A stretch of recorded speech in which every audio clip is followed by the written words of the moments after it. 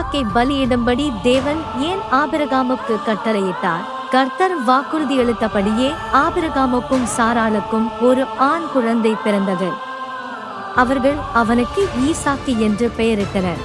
அவர்கள் ஈசாக்கை நேசித்தார்கள். சரியானதை தேர்ந்தெடுப்பதற்கும் கர்த்தரை நம்புவதற்கும் அவர்கள் அவனுக்கு கற்றுக் கொடுத்தார்கள். ஈசாக்கின் மூலம் அவர்களது குடும்பத்தினர் பூமி முழுவதையும் ஆசீர்வதிப்பார்கள் என்று கர்த்தர் ஆபிரகாமுக்கும் சாராளுக்கும் வாக்குறுதி அளித்தார்.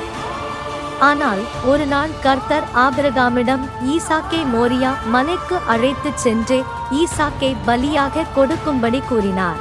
அவர்கள் மலைக்கு செல்லும் வழியில் பலியிடுவதற்கான ஆட்டுக்குட்டி எங்கே என்று ஈசாக்கு கேட்டான். கர்த்தர் ஒன்றை வழங்குவார் என்று ஆபிரகாம் கூறினான். மோரியா மலையில் ஆபிரகாம் ஒரு பலிபீடத்தை கட்டி அதன் மீது விறகை வைத்தான். கர்த்தர் கட்டளையிட்டபடி ஆபிரகாம் ஈசாக்கை பலிபீடத்தின் மீது படுக்கும்படி கேட்டான். இரட்சகராகிய இயேசு கிறிஸ்து தம் பிதாவை நம்பியதைப் போலவே ஈசாக்கு ஆபிரகாமை நம்பினான்.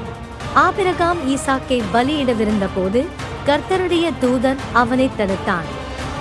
ஆபிரகாம் கர்த்தரிடத்தில் விசுவாசத்தை காட்டினான். ஆபிரகாம் எப்போதுமே கர்த்தரை பின்பற்றுவான் என்று அறிந்திருந்தான். ஆபிரகாம் மேலே பார்த்தபோது புதரில் சிக்கிய ஒரு ஆட்டுக்கடாவை கண்டான்.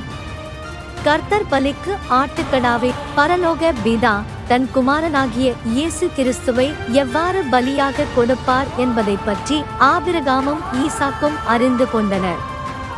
ஆபிரகாம் கீழ்ப்படிந்ததால் கர்த்தராகிய இயேசு கிறிஸ்து அவனை நம்பினார். ஒரு நாள் அவனுடைய குடும்பம் வானத்தில் உள்ள நட்சத்திரங்களின் எண்ணிக்கையை தாண்டி வளரும் என்ற கர்த்தரின் வாக்குறுதியை ஆபிரகாம் நம்பினான்.